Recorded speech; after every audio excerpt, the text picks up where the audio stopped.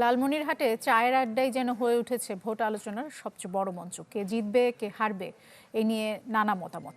যিনি অনিয়ম দুর্নীতি দূর করবেন তাকে এগিয়ে রাখতে চান ভোটাররা।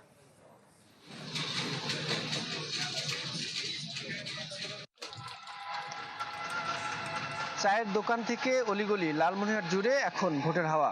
সীমান্তবর্তী জেলার সাধারণ মানুষ কথা বলছে, তিস্তা মহাপরিকল্পনা কবে বাস্তবায়ন হবে, কৃষির ন্যায্য মূল্য মিলবে তো, কর্মসংস্থান কিংবা শিল্প কারখানা স্থাপন কবে হবে।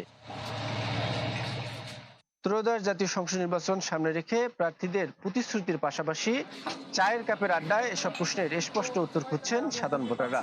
নতুন বাংলাদেশ গড়তে এলো জুলফিকার স্টিল। জুলফিকার স্টিল, ইস্পাত দৃঢ় অঙ্গীকার। অন্যায় চলছে, জুলুম চলছে, নির্যাতন চলছে, চাঁদাবাজ চলছে। যে আমরা একটা সুন্দর সুশৃঙ্খল বাংলাদেশ চাই, যেখানে আপনার ন্যায় এবং ইনসাফের ভিত্তিতে এই বাংলাদেশটা পরিচালিত হবে।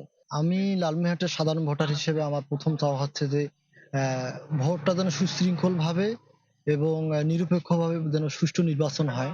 সরকারের কাছে আমার এটাই প্রত্যাশা। আমরা চাই এমন একটা দল ক্ষমতায় আসুক যাদের মাঝে কোনো দুর্নীতি থাকবে না, এইটাই আমাদের চাওয়া। আমরা যদি বিচার বিভাগ আর দুর্নীতিটা এই জিনিসটা আমরা ভালোভাবে সফল করতে পারি, তাহলে মনে হয় যে উন্নয়ন এমনি হয়ে যাবে। কে দেবে উন্নয়নের নিশ্চয়তা, আর কে পারবে সীমান্তবর্তী জনপদের আস্থা অর্জন করতে। আর নয় কথার ফুলঝুরি, এবার হোক বাস্তবায়ন, এটাই প্রত্যাশা জেলার 11 লাখেরও বেশি ভোটারের। মাহফুজ বকুল, চ্যানেল 24, লালমনিরহাট।